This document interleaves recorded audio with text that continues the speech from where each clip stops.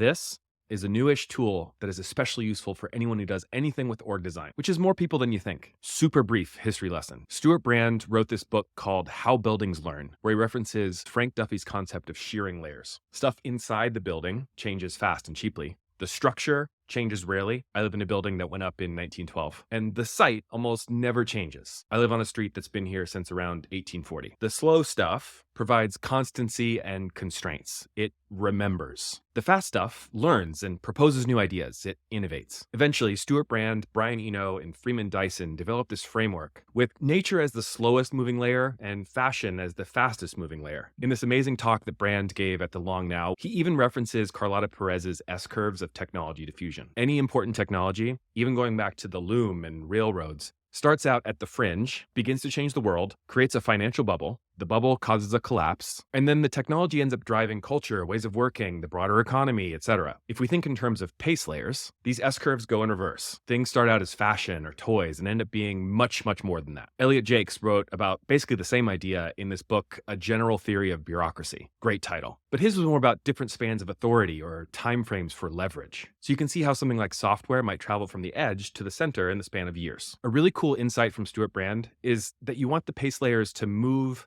at the right speeds. When the slow layers move too fast, you end up with earthquakes. When the slow layers don't move fast enough, you end up with revolutions, or you end up with disruption. History lesson over. A couple years ago, John Cutler published this. Very similar idea, but didn't cover all the stuff in Jaques' framework. So I filled it in. Quick aside, using the definitions from this book, you can see why the idea of strategy is such a tricky subject. Most of what we call strategy is just a deliverable, not planning for the allocation of resources to anticipated demand. Okay, so how can you use this? At least 4 ways. As a career planning tool. For example, working your way into more valuable work, knowing that the slower stuff is worth more, even if it doesn't take longer to do. You could use it as a strategy tool to enter new markets. For example, I use this to improve the positioning of a B2B business. You can use it as a diagnostic or sense-making tool. A few examples up here. If you have a team of people, shown here in blue, with very different levels of authority, the framework might help you predict some of the issues that you're going to have. If you're writing a corporate strategy, shown in red, and all of the priorities are at very different pace layers, you might want to think about why that is and what you're going to do to integrate the layers. If you've got an innovation lab working on some open-ended problem that's in green, you can probably predict that they're going to be looking for the ability to make some long-term bets, and you should design for that. You can find out why CMOs, for example, often working on individual metrics, don't always get along with CFOs who are pushing for more comprehensive outcomes. Of course, that's not always the case, and that's in orange. Finally, you can use this as a design tool for value-adding layers. Most businesses just have managers managing managers managing managers. It's better if each layer has a purpose, and the framework is super helpful for defining and designing those purposes. Finally, inspo for cool diagrams.